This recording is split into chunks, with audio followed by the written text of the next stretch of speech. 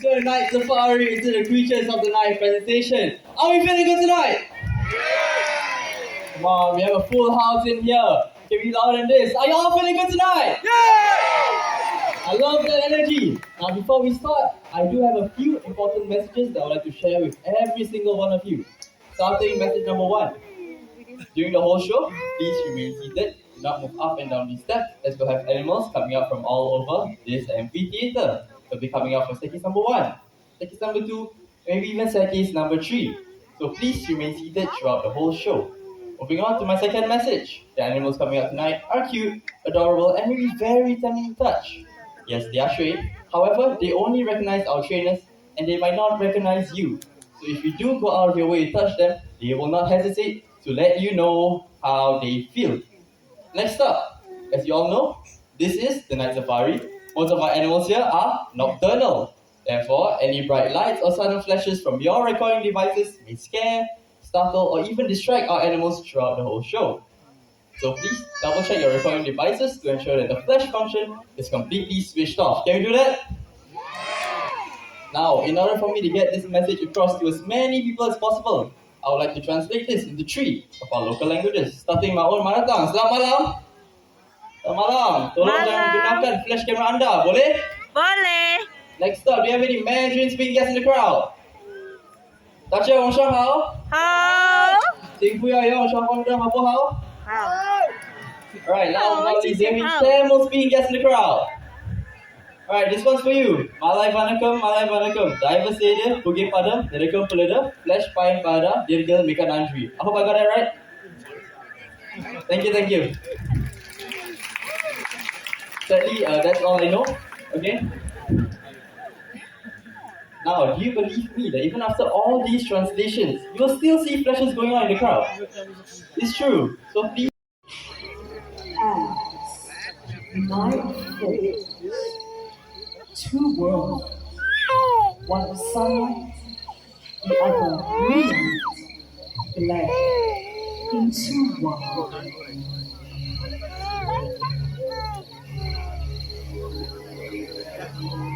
Animals like the white raccoon search for the last bits of food before heading home for the night.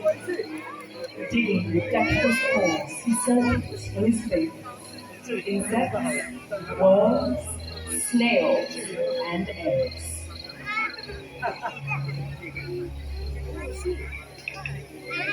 Once satisfied, he'll return to his home in the trees and settle in for the night.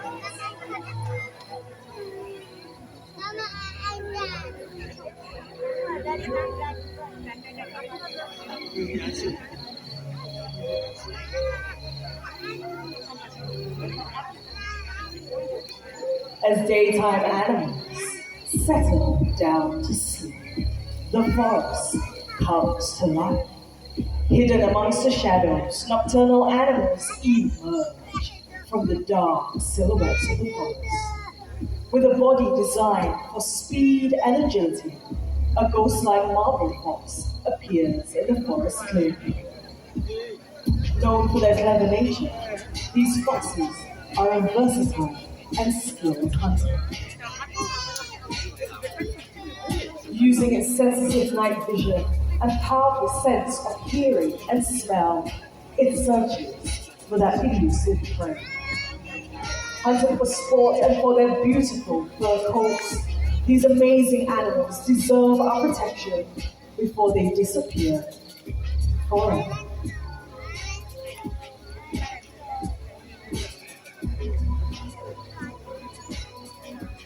Ladies and gentlemen, welcome to the world of the night hunters. Now, I've often been asked, how do nocturnal animals survive? Well, all night creatures have unique adaptations for survival in the forest, so please remain in your seats, keep your flashes switched off, keep really quiet, and most importantly, focus your attention over to Bulan. Whenever you're ready, Bulan. There you go. Now, apart from the screeching, you would have heard no other sound. They have really soft feathers, and this gives them the name the silent hunters of the night. Now, the reason why they need to be so quiet when they fly is because in the wild, can anyone shout out and tell me, what do owls eat? What do they hunt for? Very good. A lot of children saying rats. Anything else? Snakes. Some of them will eat snakes. You're very right. Yes. Anything else? Rats. Okay, I heard fish. You are very right. Malay fish owls will hunt for fish. But I heard some of the correct answers. I mean, all of them were correct answers, but the majority of what owls eat would be rodents. Now, rodents consist of things like rats and mice. So you are all very right. Now, rats and mice and other rodents have a very acute sense of hearing, meaning that they can hear things really well. So in order for these owls to fly down and catch their prey, they need to be really quiet when doing so, which is something that Bulan is not doing right now. Now, another fun fact about the lovely Bulan over here is that for Malay fish owls, even though they love to eat fish, they hate to get wet. So what they would do is after they've caught that prized fish, they'll fly off to somewhere that's a little bit drier to finish off their meal. Now, for Bulan over here, she loves the limelight. So we're going to talk about her a little bit more, right? Now, she was hatched in the Jurong Bird Park, and she has been with us ever since. She is a lovely, lovely bird that we have. We love her very much. She's fantastic, but very noisy, very talkative. Thank you very much, Bulan. You have been fantastic. Now, let's give it up for the lovely flying owl. We have Bulan along with Sheena. Thank you very much.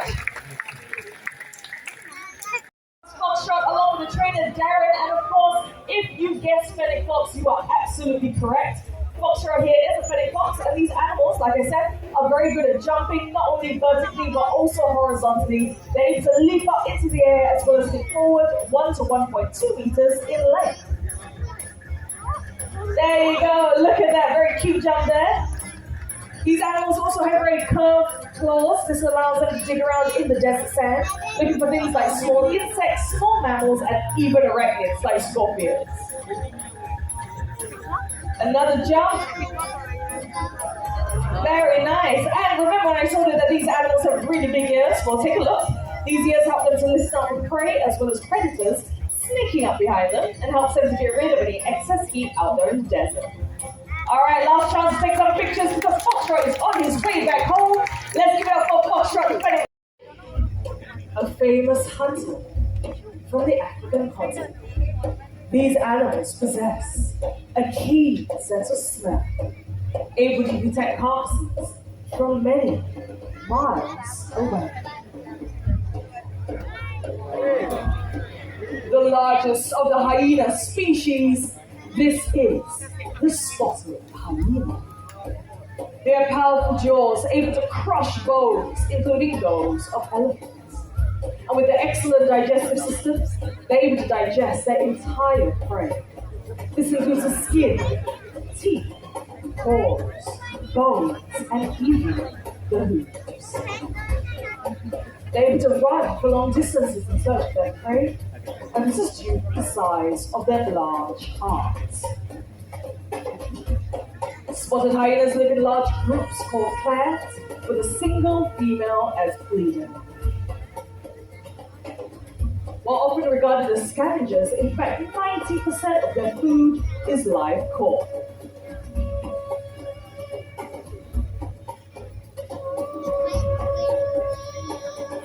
many people think that they are part of the canine family due to their dog-like features.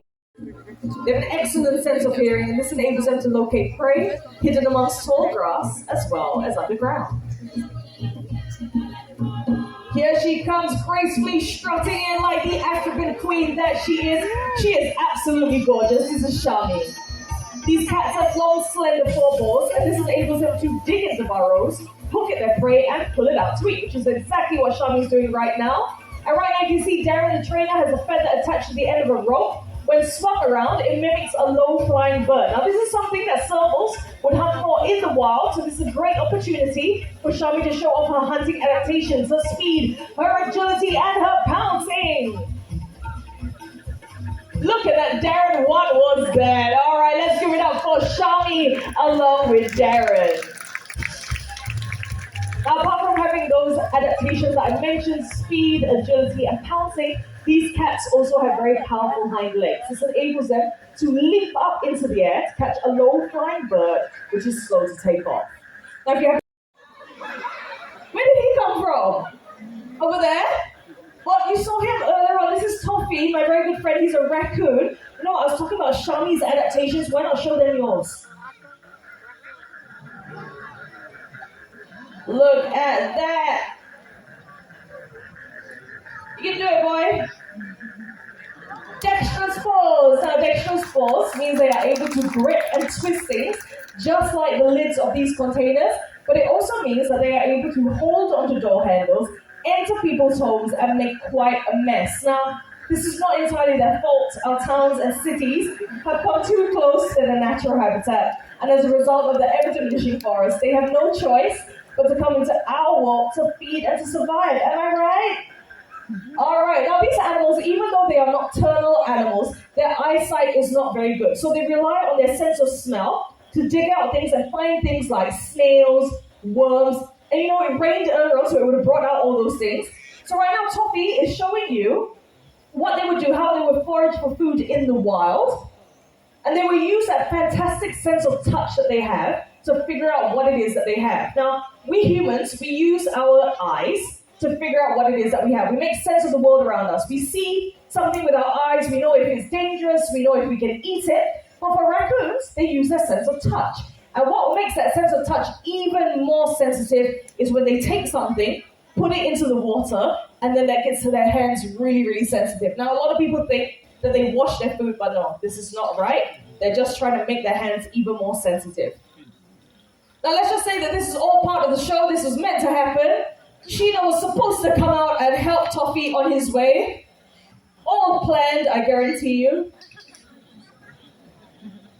What can I say? This is a live show, right? The animals will do what they want to do. All right, thank you, Toffee, and thank you, Sheena. Now, coming out in just a bit, we will have two sisters by the names of Bubbles and Bailey. They're Asian sport-cloud otters, the smallest species of otters in the world, and they're going to show us what we can do to start to make a difference. Now, you'll probably hear them before you see them. They are ever so cute. Very, very small indeed. So focus your attention over to the right-hand side. You'll see them in just a bit. Get your cameras ready. I guarantee you they are absolutely adorable. There you go. Oh, there comes Mama Daphne. All right, this is Bubbles and Bailey, everyone. Now, you know what? I like to cheat during this segment. I like to be on Bubbles' team because she only has one thing to recycle. That's a tin can. Bailey has two plastic bottles, so you know what? This is a sure win for us. All right, let's drop it in. Drop it in. No, we're not going to win. What? All right, but we can finish strong. You have to drop it in. Yeah, let it go. In life, you have to learn to let go, sweetheart. Drop it in. Drop it in. Bailey is showing off right now. But you know what? Let's give them both a big round of applause. Let's give it up for Bailey and give her a little bit of encouragement. I think she's doing a great job. They're both spreading a very important message. And look at how cute they look when they're doing it. All right, yes, you can do it. Yeah, almost. Just stretch and drop it in. Very good. All right, now we have our tin can with our plastic bottles thanks to Bailey and our paper carton.